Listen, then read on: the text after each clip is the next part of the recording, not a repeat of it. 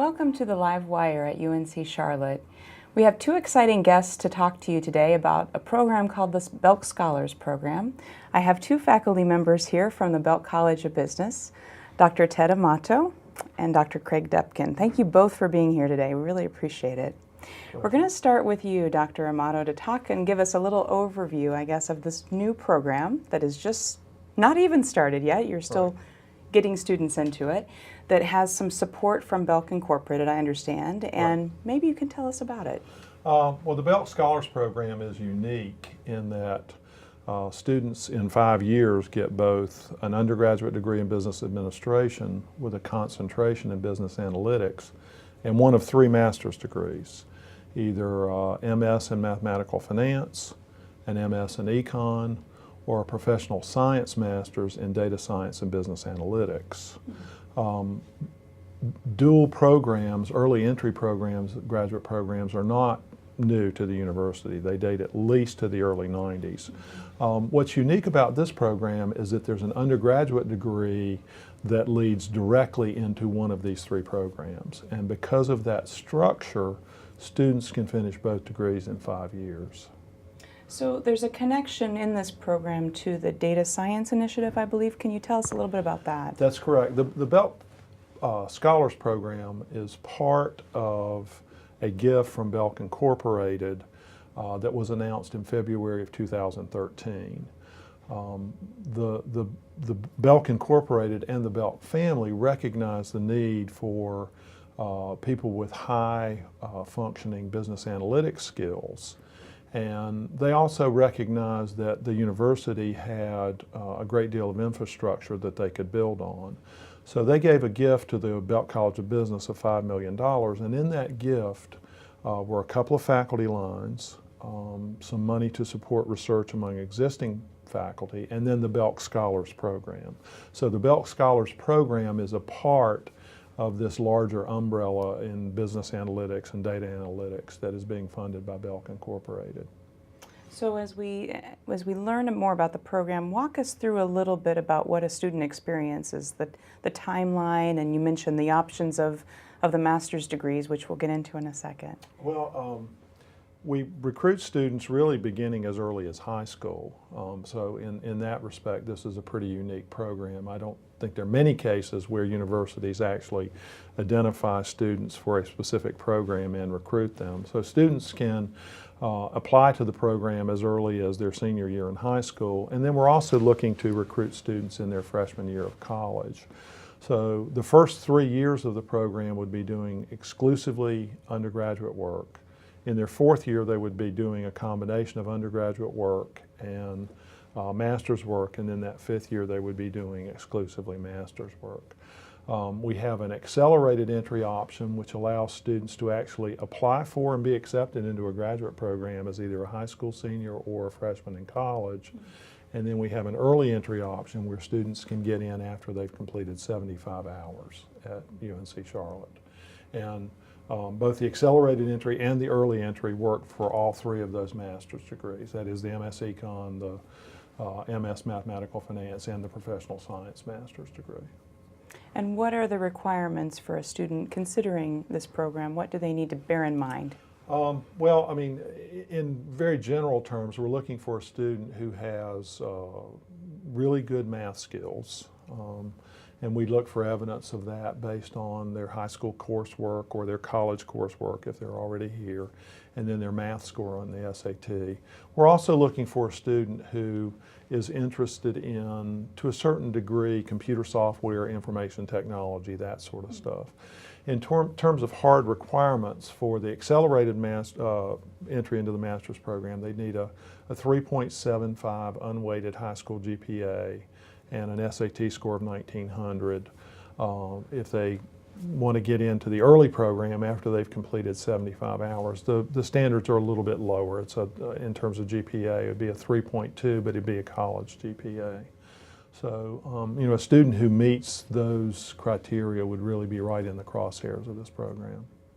And with some of the support from Belk Incorporated, is there some possibilities or options for financial aid? Yes, yeah, I mean, to be in the Belk Scholars Program, to apply for and get accepted into the Belk Scholars Program will automatically bring a scholarship. And those scholarships cover in-state tuition and fees, which for 2014-15 would have been valued at around $6,200. So every student who's accepted into the Belk Scholars Program can expect a scholarship. And that's the funding part of that larger grant from, or larger gift from Belk Incorporated. The funding part for the Belk Scholars Program is the money that came from that $5 million grant. And when you're talking to high school seniors or freshmen, what kind of job opportunities will be available to them possibly 5 years from now that are making this appealing to them? You know, I think to a degree that depends upon which of those master's programs they choose. All three of them will lead to jobs in business analytics, but the specific job would depend in part on which of those master's programs they choose. If you chose the mathematical finance program, for example, you would be tracked into jobs in the finance industry. The coursework there really lends itself to working in the financial sector. If you were in the master's econ program, the training is a little broader, so Dr. Depken will talk about those placement opportunities, I'm sure. But for the Master's in Economics program, you know, very, very broad range of business analytics type jobs. And then the Professional Science Master's is a combination of kind of statistical training and IT training. So the person who chose that degree would be entering a career track where they were using a combination of statistical tools but doing more on the IT side as well. But all three of those master's programs lend themselves to careers in business analytics, which is just obviously an incredibly growing field. And what are some of the questions that you receive from students as they're considering the program that you'd like to maybe tell the audience today? One of the questions I get is, can you really do the programs in 5 years? And we have enough experience with the MS Economics program and the MS Mathematical Finance program that we're very confident that the qualified students can complete both degrees in 5 years. Another question I get is, does the undergraduate major in business administration with a concentration in business analytics provide the prerequisites and the preparation you need to enter any of the three master's programs? And again, I would assure any student who's interested in those programs that analytics, business analytics undergraduate degree will prepare you. So if you're coming through the door and you aren't sure of which of those master's programs you're interested in, then that undergraduate degree will prepare you to enter any of them and satisfies all the prerequisites for all three degrees. So you know, the only choice you have to make as a high school senior or an incoming freshman is that you want to be in business analytics and that you want to go into one of those three master's programs.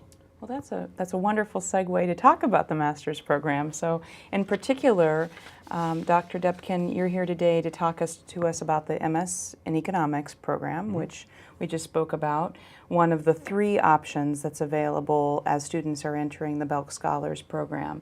So all of these, as we've just heard, are valuable preparation.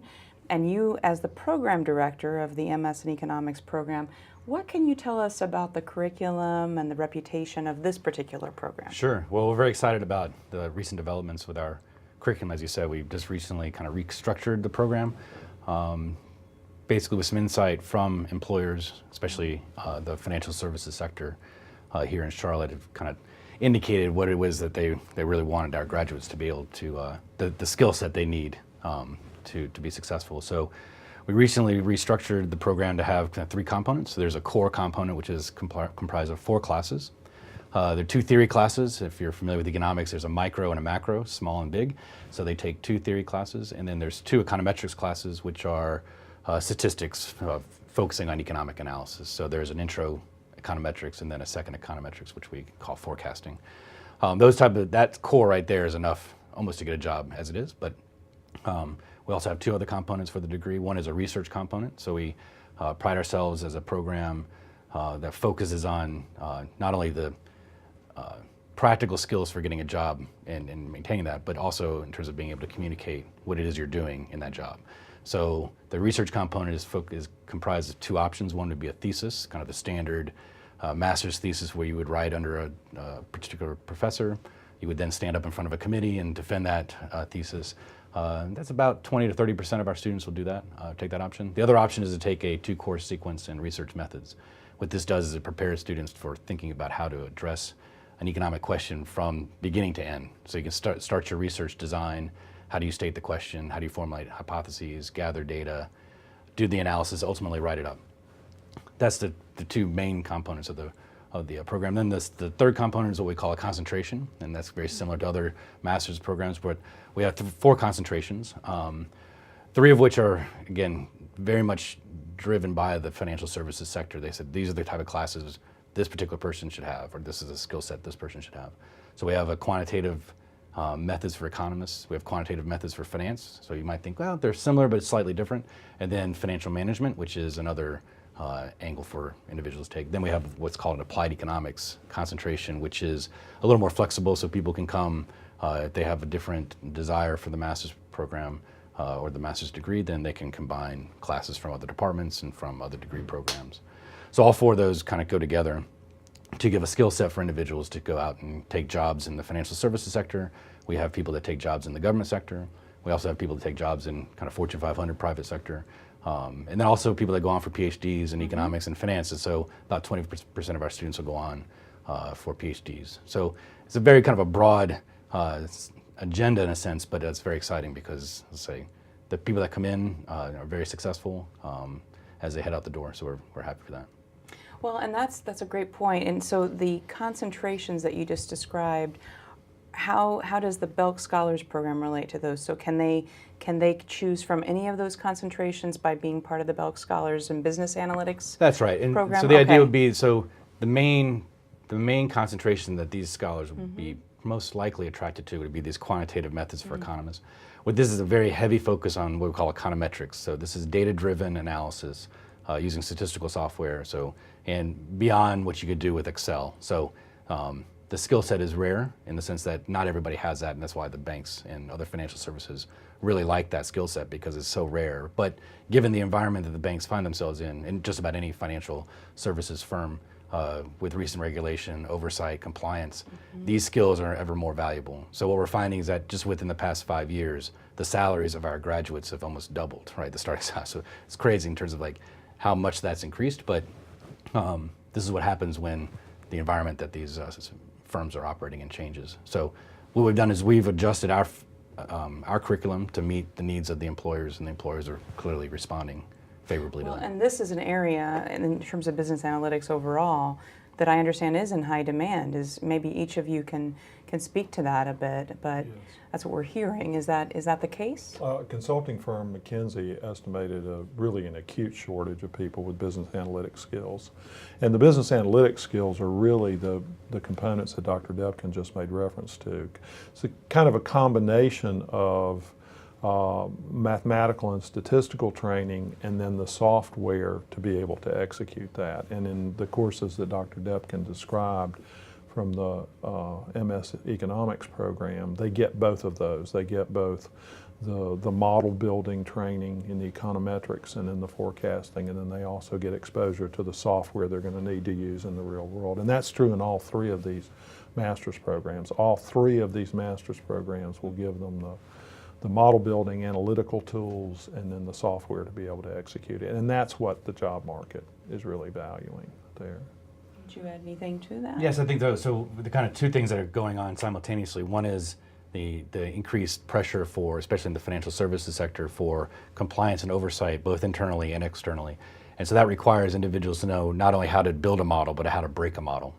And that's a new development. So that's part of what our training would have done anyway, but we're now focusing more on that.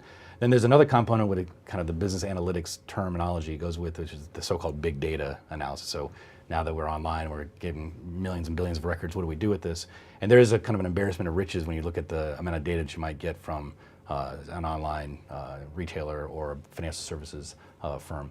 So the question is, what do you do with these huge data sets, and can you do anything with them that would be helpful for firms in the future? So we have within the economics curriculum one class that focuses on that computational economics, giving students the training on particular softwares that are conducive to the big data analysis, and also having crossover with other programs within the Belk College that focus on those particular skills. So again, we have many departments in the college that have different focuses. So we're try to be flexible and allow students to cross over into finance or into business information systems and to take courses there that would complement their economics training. And we talk a lot about the financial sector because it's so important to Charlotte, but big data and data analytics, business analytics are far broader than just the financial sector. It's why Belk Incorporated is interested in them. I mean, retailers have become very, very interested in big data. They want to know their customers. And yes, indeed. Like just to follow, so break in, but we just got a former student out, alumni, reaching back to us and saying, he works for a big retailer, and you would know the name if you heard it, but you're like, okay, and he needs individuals to fill this particular spot, and so it's not just the financial services. So we talk about that because they're right here, but just about any Fortune 500 or Fortune 1000 company needs these skills. Now, they can outsource it or they can insource it, so they're trying very desperately to get it in-house, and to do that, of course, they need individuals to have that training, right?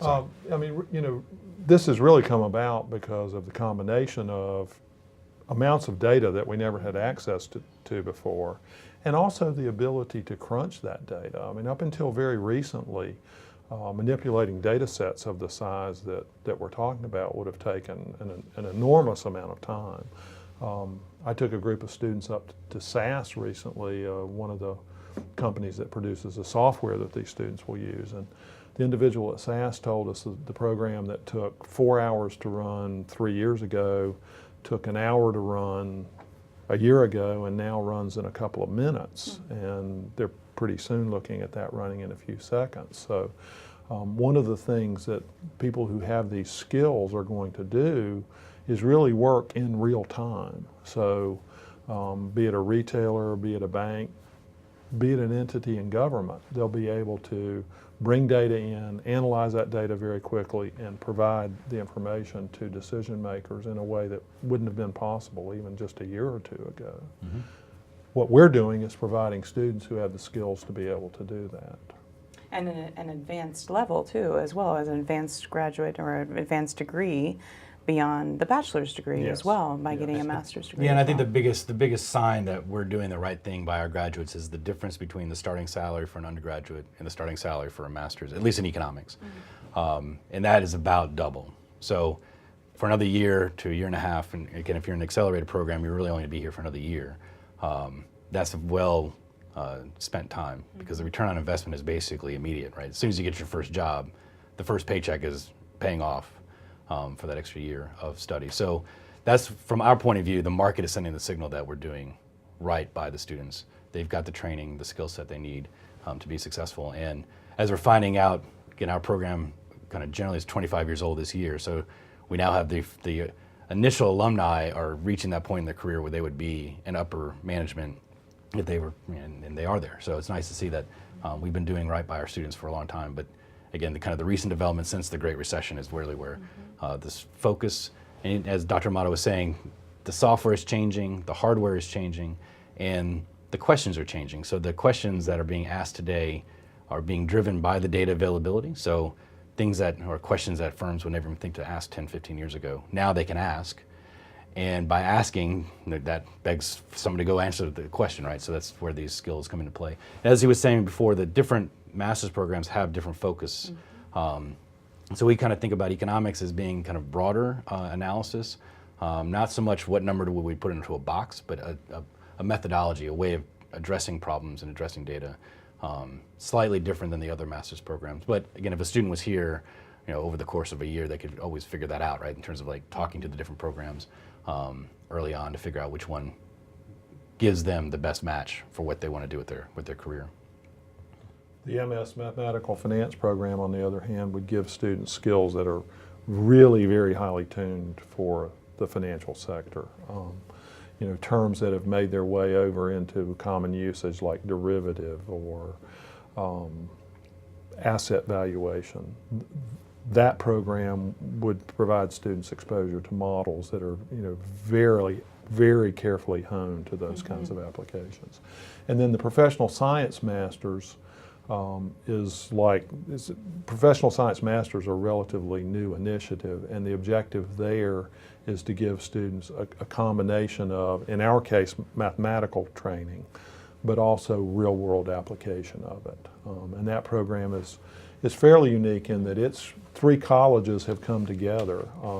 The Belk College of Business, the College of Computing and Informatics, and the graduate school have all come together to deliver that program.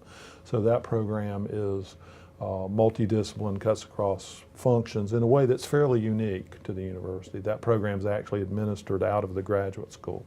To my knowledge, it's probably the only program that the graduate school houses internally, but they wanted to do that because they wanted that program to be very flexible in terms of how it provides content from various disciplines. So, all 3 of the programs prepare students for really good jobs and really high placement rates and at really high starting salaries. So we're excited about all I of it. appreciate how you just explained too that the Professional Science Masters is fairly new.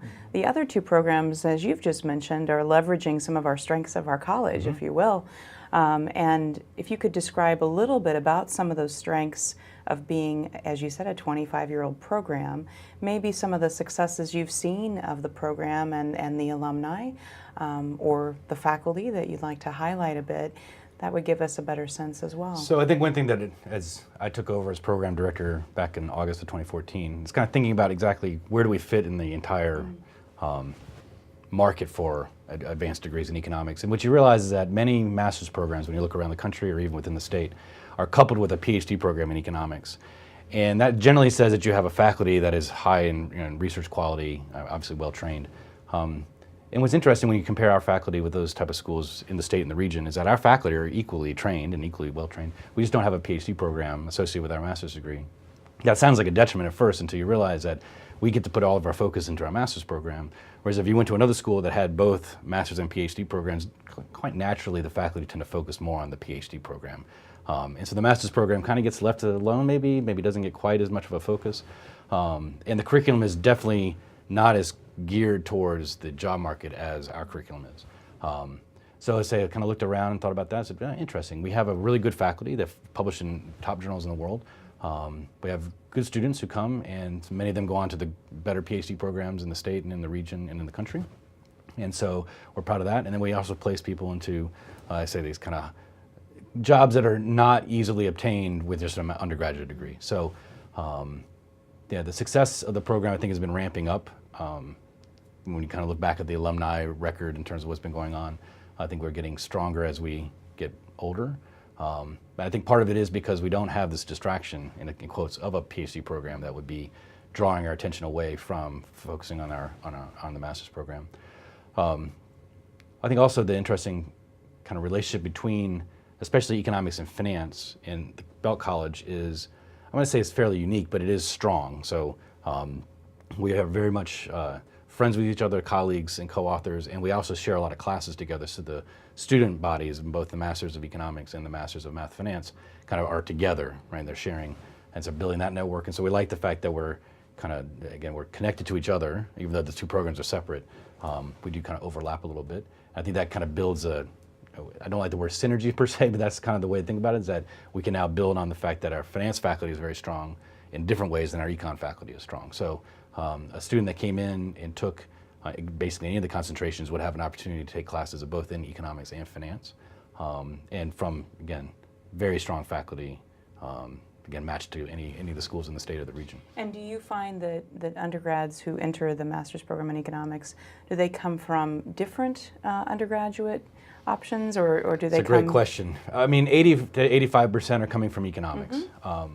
And that's mainly because I think the economists, when they're an undergraduate, they look for a job as an economist, and it's very rare to find a job that says economist. It's usually financial analyst or risk management, something like that.